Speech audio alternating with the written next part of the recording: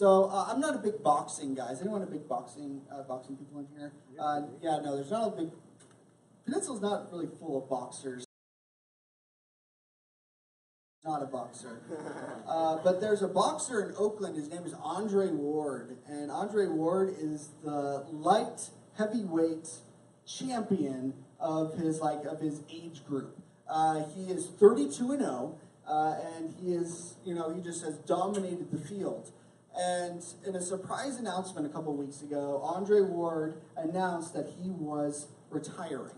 And so the local radio host had Andre Ward on to interview him and ask him about, his career and what he's learned. And through the conversation that they had, Andre Ward said that he walked away from 3 upcoming fights that he had over the next 18 months. And so the DJ, of course, asked, 3 fights? Like, how much money did you leave on the table? And Andre Ward said, about $5 to $10 million.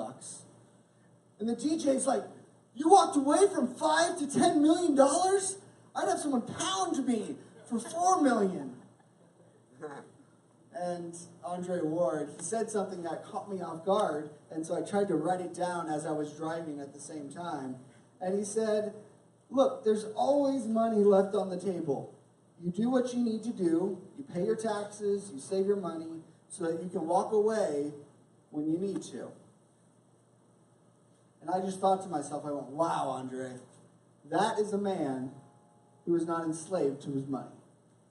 I would have a hard time walking away from a large chunk of cash. I would have a hard time walking away from an opportunity. I have a hard time walking away, at the end of a day when I know that I could just give a little bit more. I have a hard time walking away, but Andre Ward said I can walk away from $5 million, $10 million, because I've already done what I needed to do, and now I can start the rest of my life.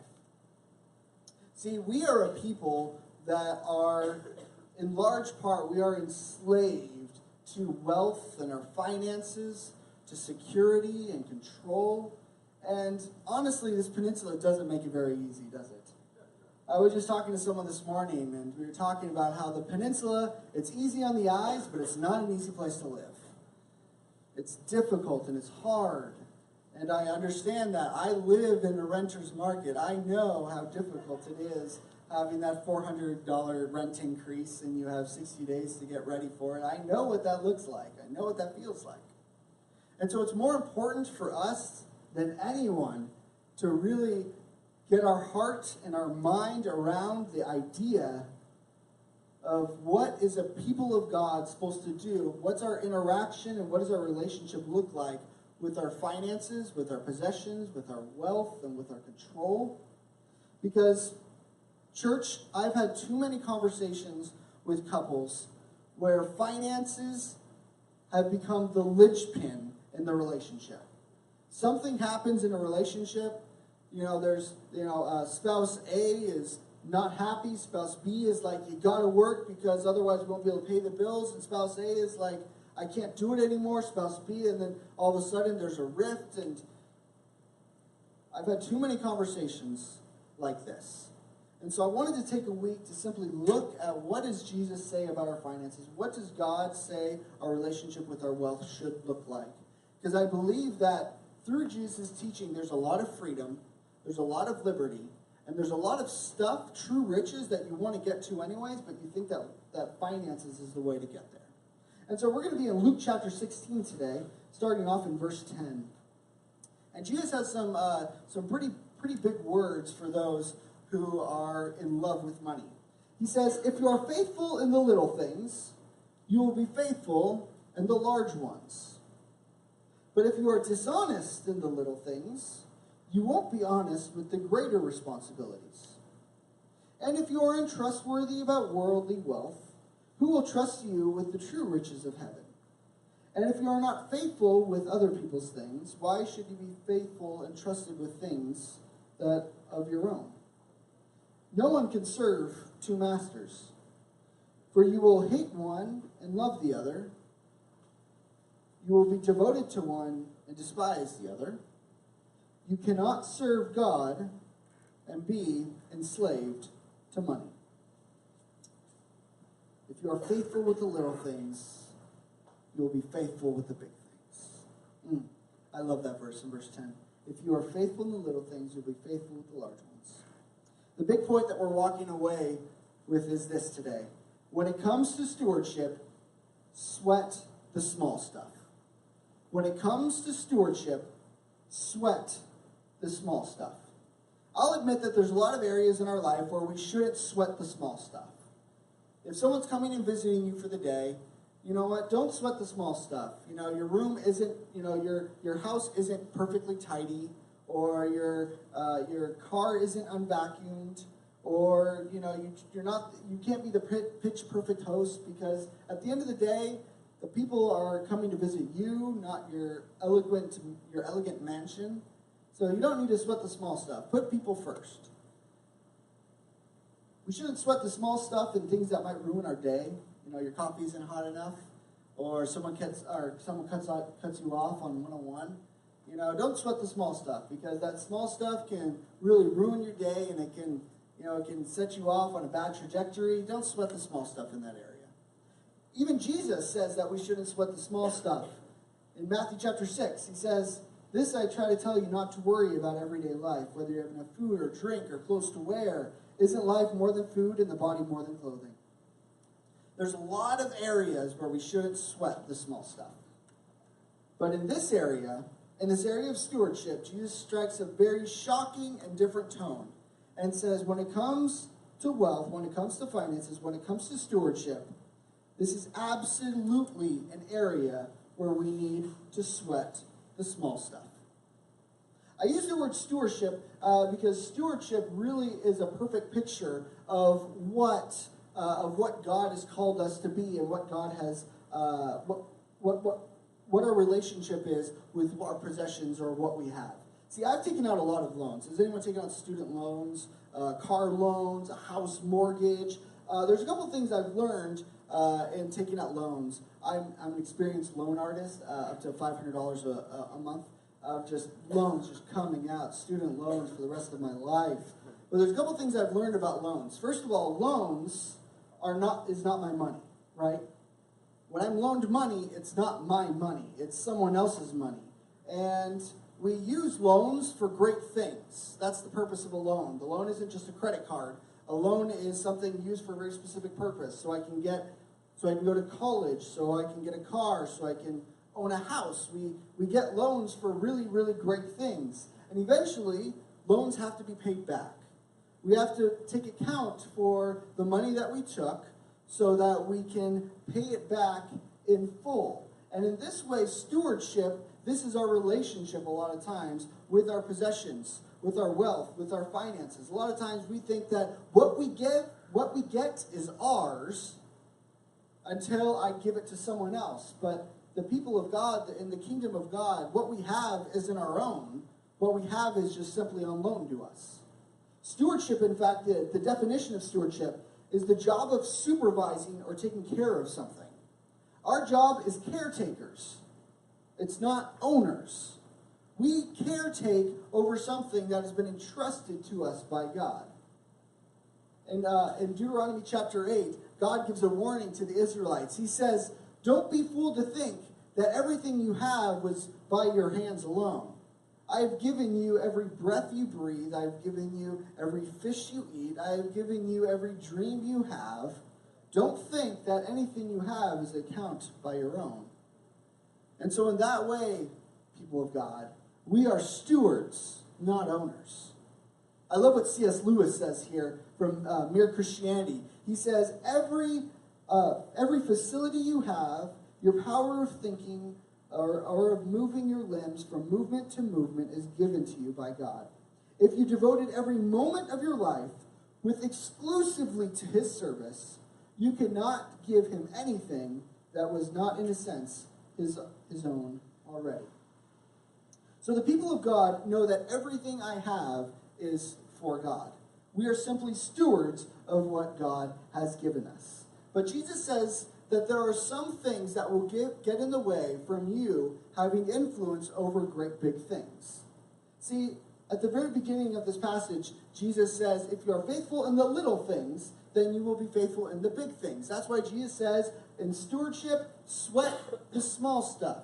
But there's some things that get in our way from being able to be good stewards of what God has given us. The first thing that Jesus has for us is dishonesty.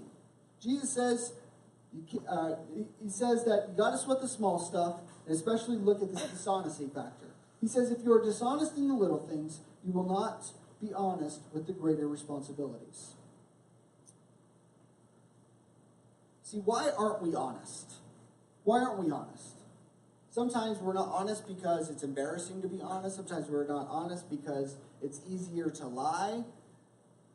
But it's important that Jesus highlights here that if you're dishonest in small things, you won't be honest in the greater things. Which brings me to a point here that integrity doesn't have a sliding scale of importance. Sometimes we think that we can be dishonest with the little things because it's just a little thing. And then when it gets really important, then that's when we're gonna let honesty take over. But here Jesus says there's not a sliding scale of how honest you should be. Integrity doesn't know small things from little things. Because if you're dishonest with a little, then you will be dishonest with a great thing.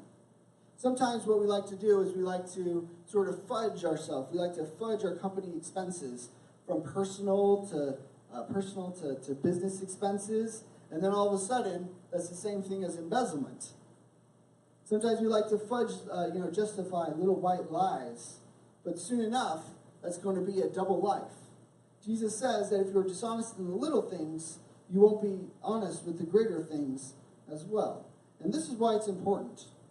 Because if you're not honest with the little things, I don't think you're going to know how to be honest in the big things.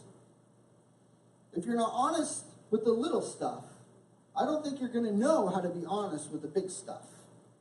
See, because I think it comes down to humility. See, humility is important because when we're honest, a lot of times it's not very flattering for me, right? If I'm honest with myself.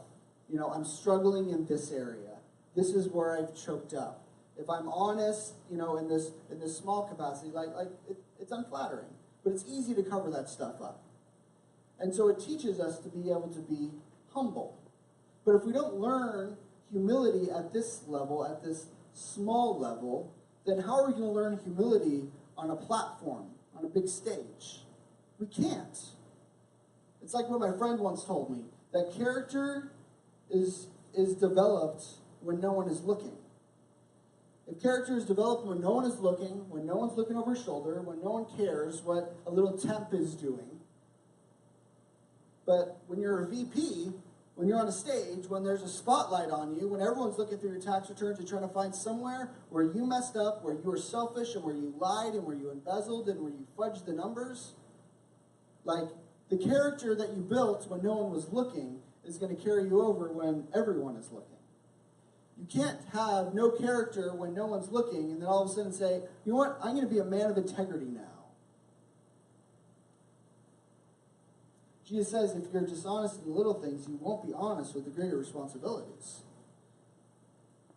And so often we're saying, God, why have you not given me a greater responsibility? And maybe it's because we're being dishonest with some of the little stuff. We think that integrity is supposed to kick in at a certain weight of importance. But God says it's all important. Dishonesty will keep us from that. Also, Jesus highlights that untrustworthiness will keep us from the big stuff. He says, if you are untrustworthy about your worldly wealth, who will trust you with the true riches of heaven? See, we don't earn wealth like what we said. God entrusts us with wealth. What we do with our wealth allows God to trust us with the great spiritual things. Did you catch that? That money and wealth and finance, that's not the end goal. In fact, Jesus says that that's a placeholder, which brings me to the point that wealth is a placeholder for the true riches. Sometimes we think that wealth is going to give us the true riches, right? We really value security. We really value we really value privilege. We really value position. We really value prestige. We really value these sort of things. We think that money is the one that's going to get us there. But in the kingdom of God, it's not money that's going to get us there. It is God that is going to get us there. And wealth is simply just a placeholder for those things. If you are untrustworthy about worldly wealth, who will trust you with the true riches? And so Jesus looks at money and he says, man, money is a great placeholder. Money is a great way for me to know what you value. If I were to look through your checking account of where you spend your money and how you spend your money and at what frequency you spend your money, you can tell a lot about a person. You can tell a lot about what they value, a lot about what they like. You can tell a lot about how generous they are. You can tell a lot about, what they think of themselves based upon, there's different transactions throughout the day, throughout the month, throughout the year. And so Jesus looks and he says, if you're untrustworthy with this wealth, how can I entrust you with the true riches of heaven? See, because the true riches, what are the true riches of heaven? The true riches of heaven is peace, and it's honor, it's respect, it's forgiveness, it's salvation. It's the church. We are the true richness of heaven. And wealth is just simply a placeholder for those things. So dishonesty can keep us from the big stuff. Untrustworthiness can keep us from the big stuff. And unfaithfulness can keep us from the big stuff. Jesus says, if you're not faithful with other people's things, why should you be trusted with things of your own? It's almost as if God is saying, you don't have stuff because you don't respect other people's stuff. It's kind of like the guy who says, man, why can't I get a house? And I look at him like, well, you treat your apartment like crap. How can I trust you with someone else's stuff if you don't treat other people's stuff with respect? There's a church nearby that was going through kind of a hard time, and so our church fellowship called me and asked me to go check out the property to see what was going on, because they're kind of cloak and dagger for a while. And so I opened up their books and I looked at their ledger, and it turns out that this particular church took their entire savings fund and they transferred into precious metals, is what it said. Precious metals, over $100,000 of precious metals. And so I'm like, $100,000 worth of precious metals? Where in the world are they keeping this thing? So I'm going through the house, and I feel like it's like Pirates of the Caribbean. National Treasure. I'm looking for clues and hints, and, there's a safe. I open up the safe. There's nothing inside the safe. Oh, dagnabbit, where is it? And so I'm looking around, and then I go into the attic, and inside the attic, there's an X on the wall. I'm not even making this up. There's an X on the wall in the attic. And so I don't know what came over me, but I found myself a hammer. I started prying open the wall to get and see what's behind this wall. And sure enough, in between the two studs at the very bottom, there's a box. And so I reach down into the box and I pull open the box, and it's a green U.S. Mint box. And then I look down and there's another one. And so I go down and I pull out the other one, and these things are like, they're like 40, 50 pounds each. And so, I'm ripped for being able to do it with one arm. And so I reach and I pull it out and I pull it open. And then, it's taped up. And so I untape it and I open it up, and sure enough, there is gold pieces, bars, like things that are like U.S. minted precious metals inside of these two boxes. And something came over me like I've never felt before. I was so scared. I had no idea what to do with this. I had to go pick up my daughter at the time. She just got out of school. My phone died, and so I couldn't call anyone at the moment. But remember, the church had gone kind of kooky. And so I didn't want to leave the money there, because I didn't, what if, I don't know who has church keys and are going to come and grab this money. And so I took it. So I took 100 pounds of precious metals and I plopped it into my car, and I went and I picked up my daughter from school. Of course, I made her come out to me that day. I didn't, go in and get her. And I drove home. I started charging my phone, and the moment that my phone charged on, I called my dad, because my dad was over our religious, our church family, our family churches, and I said, Dad, I have a lot of money in my car right now. I really need you to take it away from me. I I don't think I've stolen anything in my life. Stealing isn't like a big temptation for me. But no one would know if one of those gold coins just happened to pop out into my pocket. No one had an inventory of what were in these 2 boxes. They obviously didn't care, they wanted to be off the record because, it was plopped into a wall in a church. No one would know. And sometimes the enemy just likes to feed us little lies like, you deserve it. You've been working hard. This is your tip for finding that gold. No one would have found it anyway, so really. But if you're not faithful with other people's things, then why should you be trusted with faithfulness of your own? And I guarantee you, if I would have taken one of those little coins, then there was no way that I would have received the various larger gifts that Sacred Church had over the next several months and over the next several years. Because how could I be entrusted with these finances if I'm not taking care of their finances? So sure enough, they ended up taking all the gold and they walked away with it, and luckily I didn't take any for myself. But it's hard. And you want to try to justify it. You want to try to say, man, I kind of deserve it.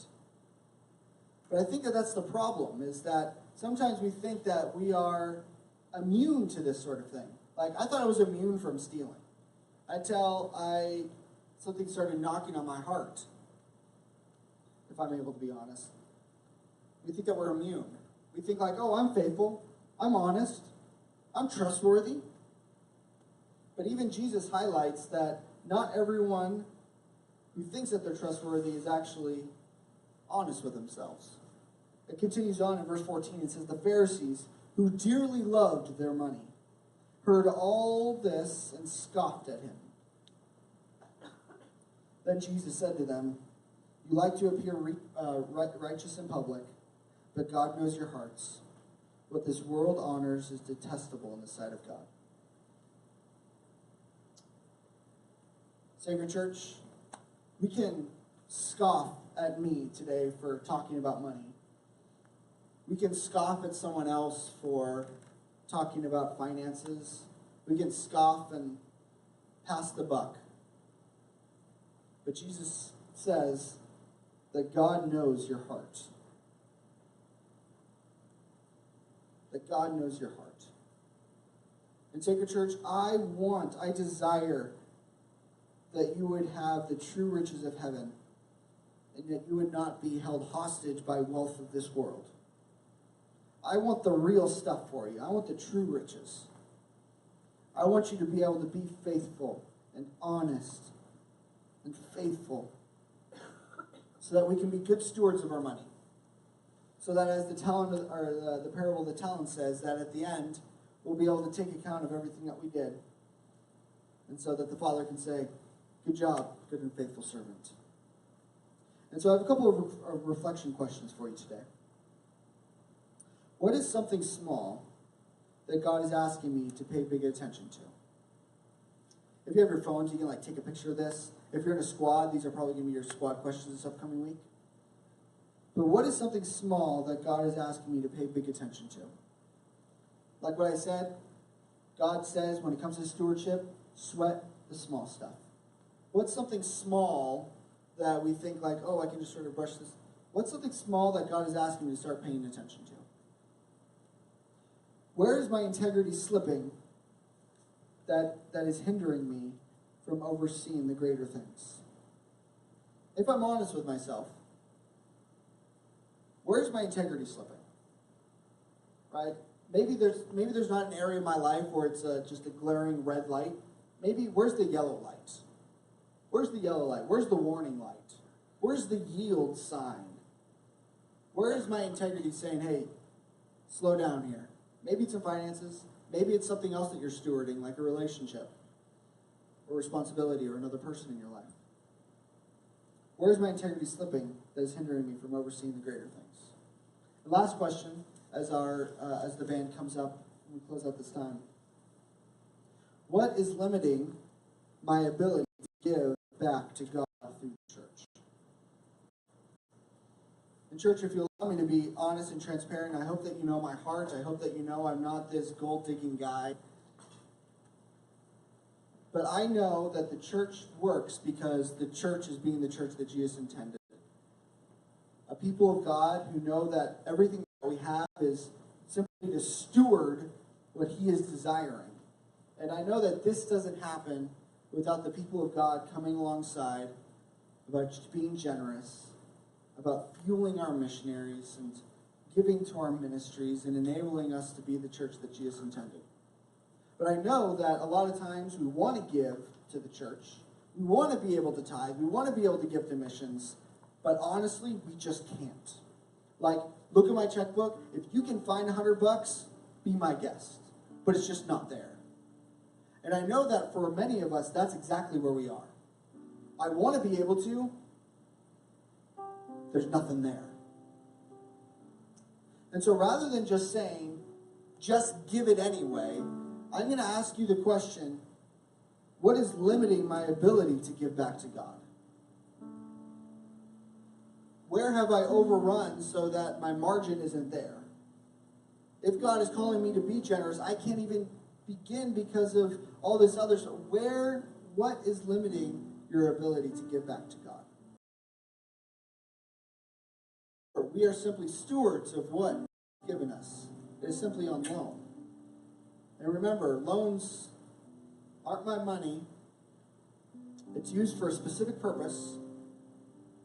And eventually got to give it back. And so what's the purpose that God has given you, whatever you have? What's that purpose? And let's start giving it back. Let's start giving it back to Him. So I guarantee you, there's nothing that makes God more delighted and more enthusiastic to give above and beyond than a generous giver. Someone who is right in line with the heart of God and who wants to challenge God's generosity by being more generous than before. And so will you stand with me, Sacred Church?